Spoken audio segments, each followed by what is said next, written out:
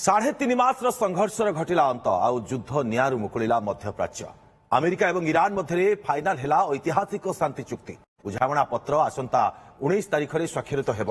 ତେବେ ଚୁକ୍ତିକୁ ନେଇ ବିଶ୍ୱ ବଜାରରେ ଉତ୍ସାହ ଦେଖାଦେଇଛି। ଆଉ ଏହି ଶାନ୍ତି ଚୁକ୍ତିରୁ ଭାରତ ଅନେକ କ୍ଷେତ୍ରରେ ଲାଭବାନ ହେବା ଆଶା ବି କରାଯାଉଛି। ହରମୁଜ ପ୍ରଣାଳୀ ଖୋଲିଲେ ପେଟ୍ରୋଲ ଡିଜେଲ ଶସ୍ତା ହେବ। ଏଲପିଜି ସଂକଟ ଟଳିବା ସହିତ ଦାମ କମିବା ନେଇ ମଧ୍ୟ ଆଶା କରାଯାଉଛି। ଇନ୍ଧନର ଦାମ କମିଲେ ଅନେକ ସାମଗ୍ରୀର ଦର ବି ଖସିବ। ଡଲାର ତୁଳନାରେ ଟଙ୍କା ଅଧିକ ମଜବୁତ ହେବାର ସମ୍ଭାବନା ମଧ୍ୟ ରହିଛି। ସେୟାର ବଜାରରେ ଉତ୍ସାହ ସହିତ ଅର୍ଥନୀତିକୁ ନୂଆ ଗତି ମିଳିବ ବୋଲି ଆଶା କରାଯାଉଛି। କାରଣ 3.5 ମାସ ଧରି ଯେଭଳି ଭାବରେ ସଂଘର୍ଷ ଚାଲିଥିଲା ଏଥିରେ ଅନ୍ତ ଘଟିବାକୁ ଯାଉଛି। କାରଣ ବୁଝାମଣା ପତ୍ର ସ୍ୱାକ୍ଷରିତ ହେବ।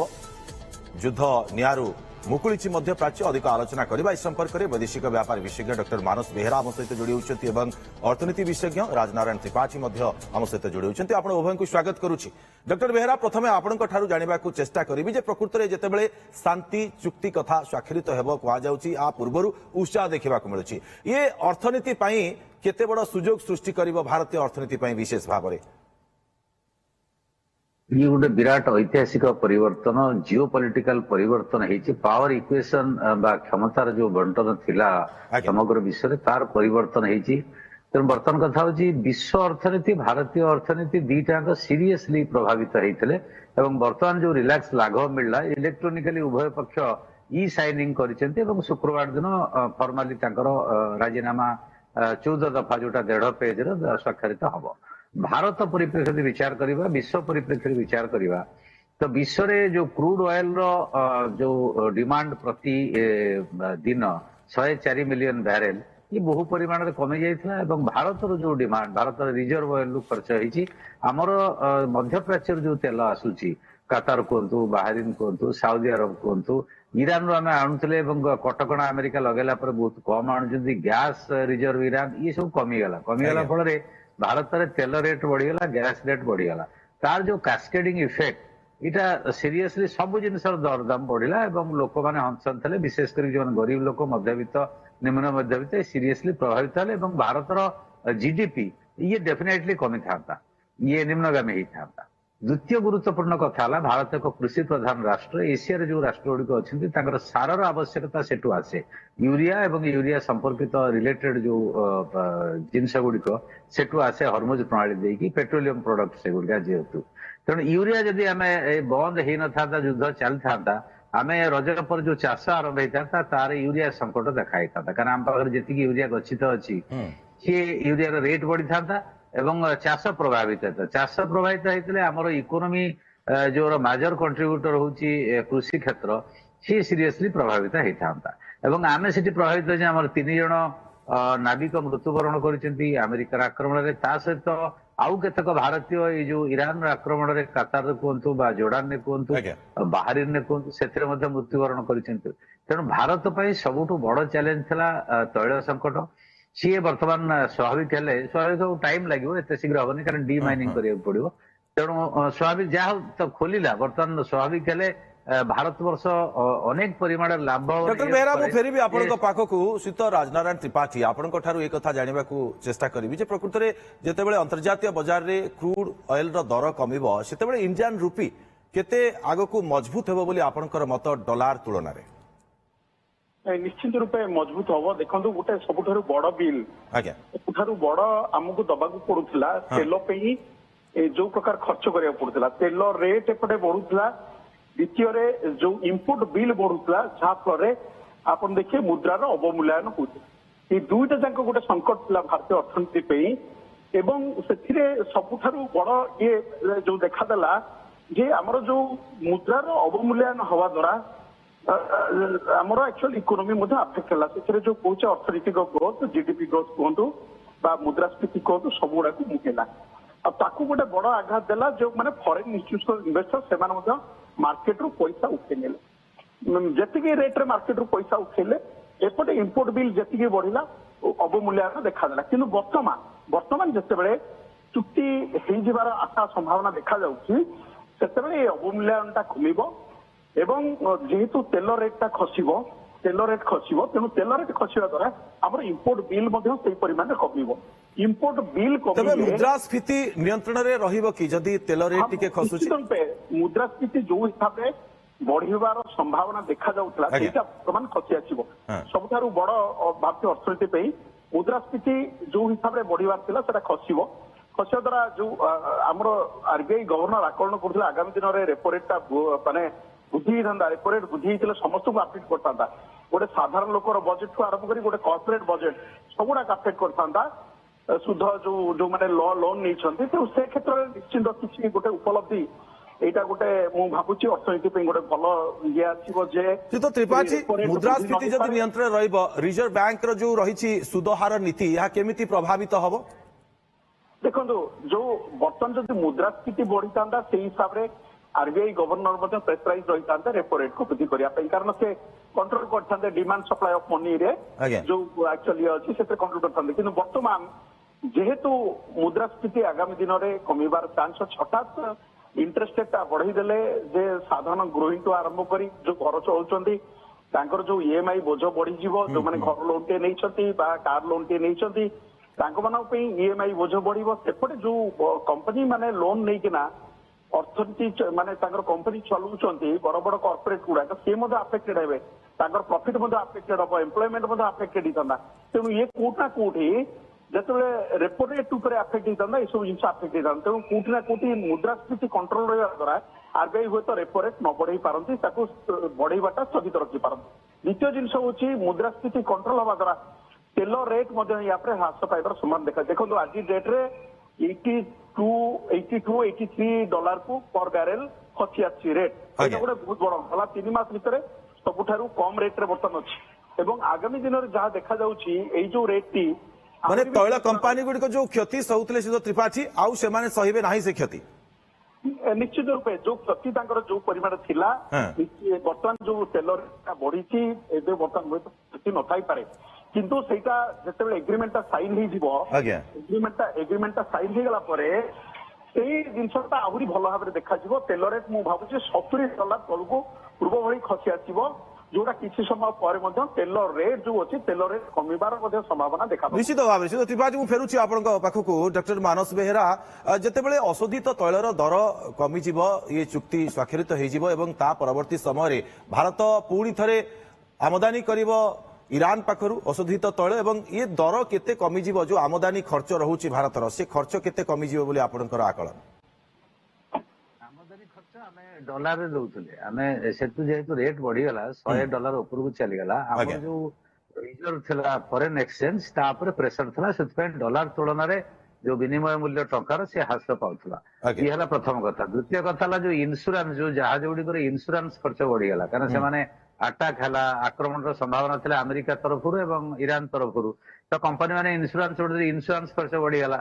ତୃତୀୟ କଥା ହେଲା ଯୋଉ ସର୍ଭିସ ଫିସ୍ ଦେବାକୁ ପଡୁଥିଲା ଇରାନକୁ ଏବଂ ସେଠି ଯୋଉ ପଇସା ସେମାନେ ନଉଥିଲେ, ଗୋଟେ ଜାହାଜରେ ପୁରା ମାନେ କେତେ $1000 ପାଖାପାଖି ନିୟୁତ ଡଲାର ଏଇଭଳିଆ ନଉଥିଲେ, ତେଣୁ ସେଟା କମ୍ପାନୀ ମାନଙ୍କ ଉପରେ ପ୍ରେସର ହଉଥିଲା। ବର୍ତ୍ତମାନ ସେଇଟା ନର୍ମାଲାଇଜ ହେଇଗଲା, କମିଯିବ।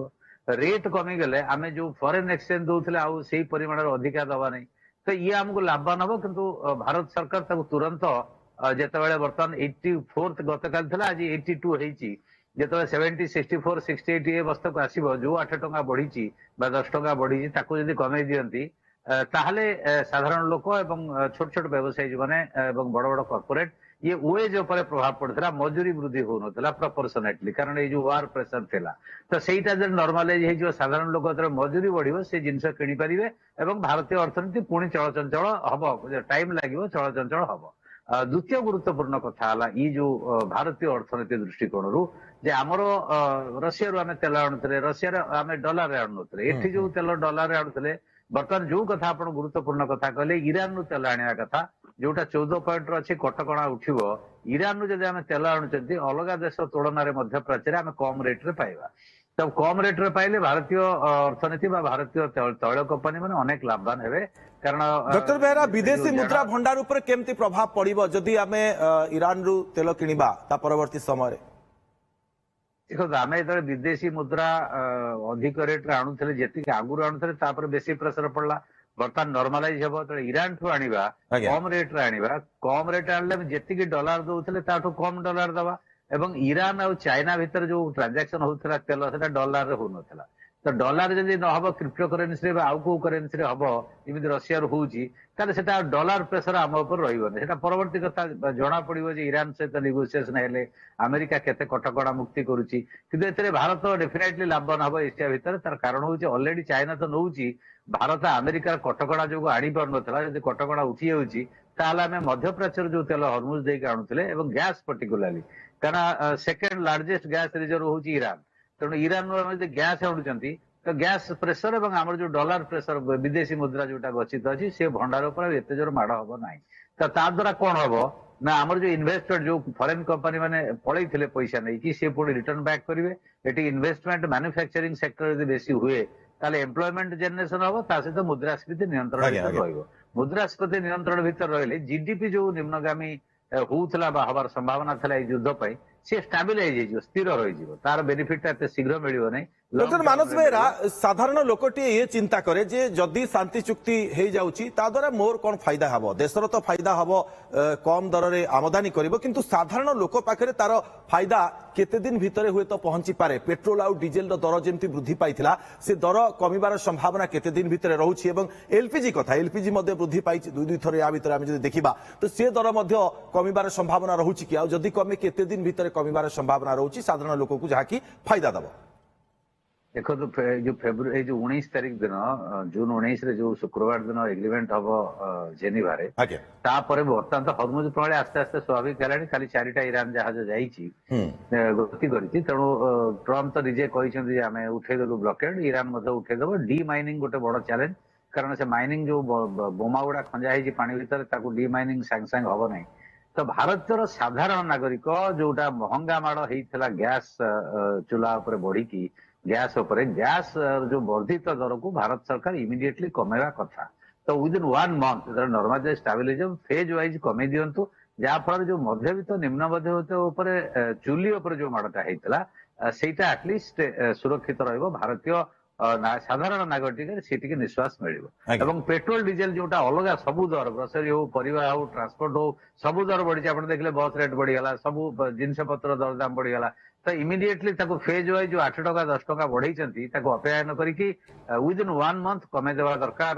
ଯଦି ଡାଇରେକ୍ଟ କମେଇ ନ ହଉଛି ଫେଜ ୱାଇଜ କମେଇ ଦେବା ଦରକାର। ଦରକାର ସାଧାରଣ ନାଗରିକ ଟିକେ ରିଲାକ୍ସ ହବ, ଯାହାଫଳରେ ଯୋଉ ପ୍ରେସର ଆଶ୍ୱସ୍ତି କେବଳ ପାଇବନି, ଯୋଉ ମଜୁରୀଟା ବଢି ନାହିଁ ସମାନୁପାତିକ ଭାବରେ ଦୀର୍ଘ 100 ଦିନ ହେଇଗଲାଣି। ଡକ୍ଟର ବେହେରା, ଯେତେବେଳେ ତେଲ ଦର କମିଯିବ ସେତେବେଳେ ଅତ୍ୟାବଶ୍ୟକ ସାମଗ୍ରୀର ଯୋଉ ପରିବହନରେ ଅଧିକ ଖର୍ଚ୍ଚ ହଉଛି, ଯାହାଫଳରେ ଅଧିକ ଦର ବଢୁଛି, ଆଉ ସେ ଯୋଉ ଦର ବୃଦ୍ଧି ସାଧାରଣ ଖାଉଟି ପ୍ରତି ସମସ୍ୟା ସୃଷ୍ଟି କରୁଛି।